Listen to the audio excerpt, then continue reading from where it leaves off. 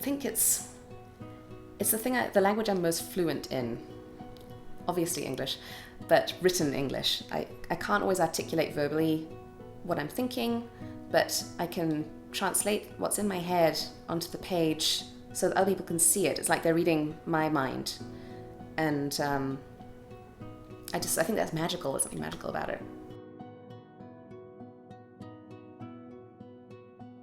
When my first book came out, it's a very autobiographical book. And when I went over to England to do the book tour for that was amazing, because people would come up to me and talk about the people in the book as if they were real people. It was a novelization of my life, and I changed a lot of names and it created some new characters, but that people would come and talk to me and say, I felt really bad when this happened to this person. And I realized that the people that were real for me in my head were also real for the people reading. They were genuinely concerned. They had an emotional response. I remember my husband crying when he got to the end of my manuscript when he was reading a draft. And I just looked up and his eyes were welling up, and I thought, I did that. I made that reaction happen in his body because he was reading something that I wrote. In order to really access that part of you that can create something new rather than just editing or fiddling about with existing work, to create new material, you have to really get to a place that's very quiet inside you, and a place where there's not a lot of self-criticism or judgment. You haven't got that voice kind of yammering at you. I can't be Andrea the wife or Andrea the friend or Andrea the Facebook updater. In that time, I need to be with myself.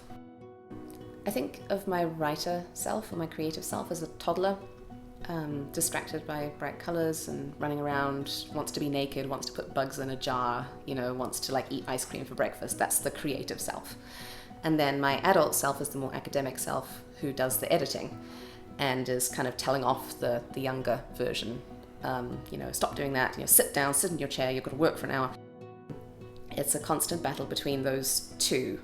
And they're both important, they're both essential, because my creative little self, left to its own devices, would spin around in circles and finger paint and go crazy, whereas my adult self would be dry and lifeless and academic.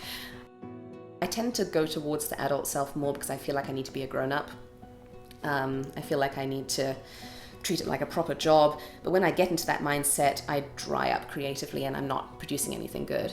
Then I need to go and make a dollhouse or draw a picture or something and get back into that brain, which is why I have so many crayons and markers on my desk. I color in and I scribble and I draw pictures to get back into that 5-year-old play self. Being creative is all about making a huge mess, really, to make something good. It can't be this tidy little pencils lined up kind of endeavor. It needs to be the finger painting toddler. So if you're completely new to it and you're not afraid of making something bad, or you expect to make something bad, that's when you're going to really be able to explore the limits of your creativity and go beyond them. I just think it's a great position to be in, learning.